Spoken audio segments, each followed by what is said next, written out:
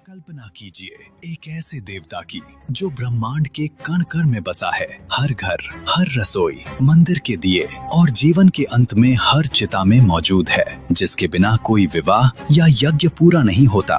वो हैं अग्निदेव, देवताओं के दूत, यज्ञ की अमर आत्मा और ब्रह्मांड की पहली लौ। लेकिन क्या आप जानते हैं कि एक बार यही महाशक्तिशाली देवता डर कर भाग गए थे, देवताओं या असुरों से नहीं, बल्कि अपने ही एक श्राप के बोझ से। आज हम जानेंगे अग्निदेव की वो अनसुनी गाथा जो ग्रंथों में दबी रह गई। सनातन धर्म में अग्नि का स्थान सबसे ऊंचा है। दुनिया के सबसे प्राचीन ग्रंथ ऋग्वेद का सबसे पहला मंत्र भगवान शिव या विष्णु के लिए नहीं, बल्कि अग्निदेव के लिए है। अग्निमीले पुरोहितम यज्ञस्य देवमृत्विजम, इसीलिए इन्हें प्रथम देव कहा जाता है। अग्निदेव के 3 जन्म माने गए हैं: आकाश में कड़कती बिजली, वायु में सूरज का ताप और धरती पर पत्थरों की रगड़ से निकली चिंगारी। इसी कारण इन्हें त्रिभव भी कहते हैं। इनका स्वरूप बेहद अद्भुत है। इनके 2 सिर हैं, एक से ये देवताओं को और दूसरे से पितरों को भोजन पहुंचाते हैं। इनकी 7 जीभें यज्ञ की आहुतियों को ग्रहण करती हैं। क्या आप जानते हैं कि आहुति देते समय हम स्वाहा क्यों कहते हैं? ये प्रजापति की पुत्री देवी स्वाहा के अग्निदेव के प्रति अटूट प्रेम का प्रतीक है। उनके इस समर्पण से प्रसन्न होकर ही अग्निदेव ने वरदान दिया था कि स्वाहा कहे बिना कोई भी आहुति देवताओं तक नहीं पहुंचेगी। अग्निदेव को जात वेद यानी सब कुछ जानने वाला भी कहा जाता है। इसीलिए उन्हें विवाह में साक्षी माना जाता है, क्योंकि आग के सामने बोला गया झूठ सबसे बड़ा पाप है। लेकिन क्या आग भी बीमार हो सकती है? महाभारत काल में ऐसा ही हुआ था। राजा श्वेतकी के 12 साल तक चलने वाले महायज्ञ में लगातार घी और आहुतियां ग्रहण करने से अग्निदेव की पाचन शक्ति नष्ट हो गई। उनकी लपटें और ताप कमजोर पड़ गए। तब ब्रह्मा जी ने उन्हें अपनी खोई हुई शक्ति वापस पाने का एक ही उपाय बताया: विशाल खांडव वन को जलाकर भस्म करना। लेकिन यह इतना आसान नहीं था। उस वन में तक्षक नाग रहता था, जो देवराज इंद्र का मित्र था। जब भी अग्निदेव ने उस वन को जलाने की कोशिश की, इंद्र ने मूसलाधार बारिश करके आग बुझा दी। 12 बार हारने के बाद ब्रह्मांड की पहली लौ को समझ आ गया था कि उन्हें अब ब्रह्मांड की सबसे बड़ी शक्ति की आवश्यकता है। तब अग्निदेव ने तय किया कि उन्हें ऐसी शक्ति चाहिए जो इंद्र को रोक सके। वो शक्ति थी नर और नारायण। अग्निदेव एक अत्यंत तेजस्वी ब्राह्मण का रूप धरकर यमुना के किनारे पहुंचे, जहां अर्जुन और भगवान श्री कृष्ण विश्राम कर रहे थे। उन्होंने दोनों से कहा कि मुझे बहुत तेज भूख लगी है और मुझे खाने के लिए खांडव वन चाहिए। कृष्ण मुस्कुराए, क्योंकि वो जान गए थे कि ये ब्राह्मण कोई और नहीं, स्वयं अग्निदेव हैं। अर्जुन और कृष्ण अग्निदेव की सहायता करने के लिए तैयार हो गए, लेकिन उनके पास इंद्र की देव सेना से लड़ने के लिए दिव्य हथियार नहीं थे। तब अग्निदेव ने समुद्र के देवता वरुण का आवाहन किया। अग्निदेव के प्रताप से ही अर्जुन को वो प्रसिद्ध गांडीव धनुष प्राप्त हुआ, जिसकी टंकार से ही दुश्मन कांप जाते थे। इसके साथ ही अक्षय तरकश मिला,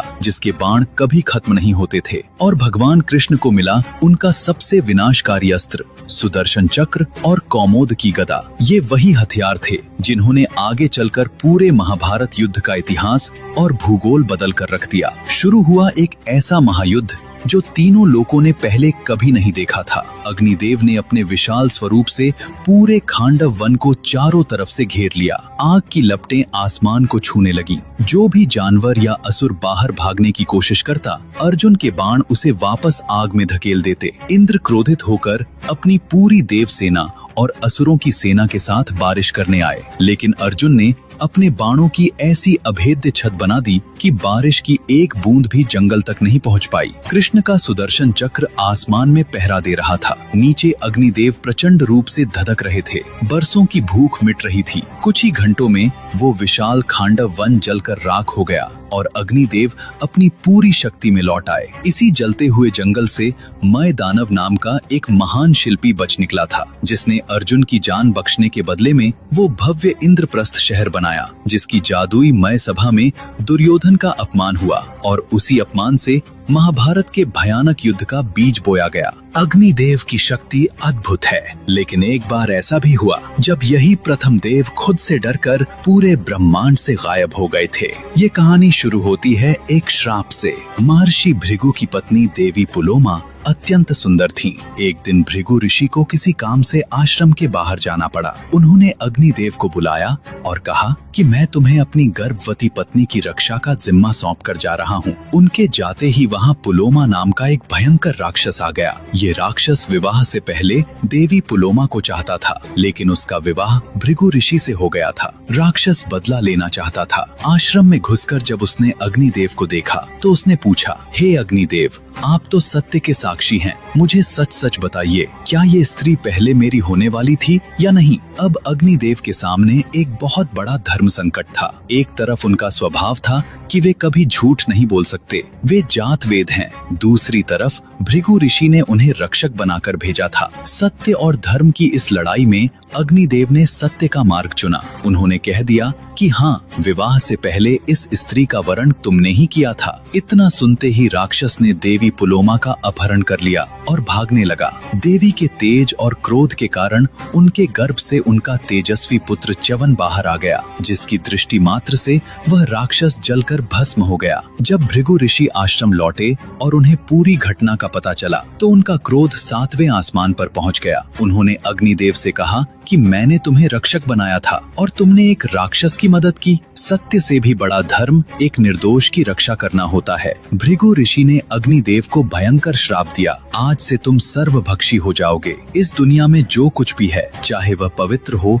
या अपवित्र, तुम्हें सब कुछ खाना पड़ेगा। भृगु ऋषि के श्राप से अग्निदेव इतने डर गए कि अपना स्थान छोड़कर भाग गए। श्राप था कि उन्हें हर पवित्र और अपवित्र चीज खानी पड़ेगी। इस शर्मिंदगी से बचने के लिए वे पहले जंगल के शमी पेड़ में छुपे, फिर गहरे समुद्र में और आखिर में निर्जीव चकमक पत्थरों के अंदर। उनके गायब होते ही पूरी दुनिया जमने लगी। यज्ञ रुक गए और देवताओं तक भोजन पहुंचना बंद हो गया। तब ब्रह्मा जी ने 2 पत्थरों को रगड़कर उन्हें खोज निकाला। ब्रह्मा जी ने अग्निदेव को समझाया कि सर्वभक्षी होना तुम्हारा पाप नहीं, तुम्हारी सबसे बड़ी शक्ति है। तुम जो भी अपने अंदर लेते हो उसे जलाकर पवित्र कर देते हो। आज भी पत्थरों के टकराने या लाइटर से निकलने वाली चिंगारी अग्निदेव के उसी रूप का अंश है। अब बात करते हैं रामायण की सबसे चर्चित घटना, माता सीता की अग्नि परीक्षा की। असल में ये कोई परीक्षा थी ही नहीं। रावण के आने से पहले ही अग्निदेव को सब पता चल गया था। उन्होंने ब्राह्मण रूप में आकर असली माता सीता को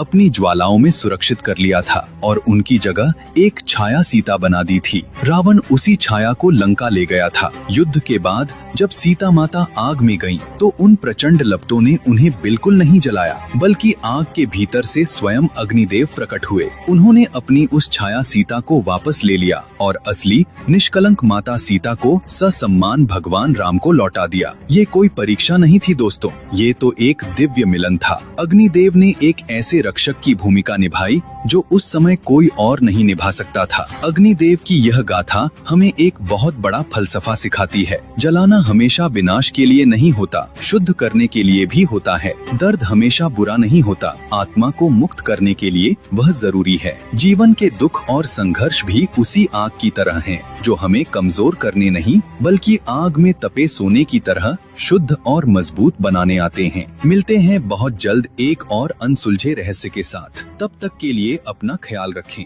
जय महादेव, जय अग्निदेव, जय श्री कृष्ण।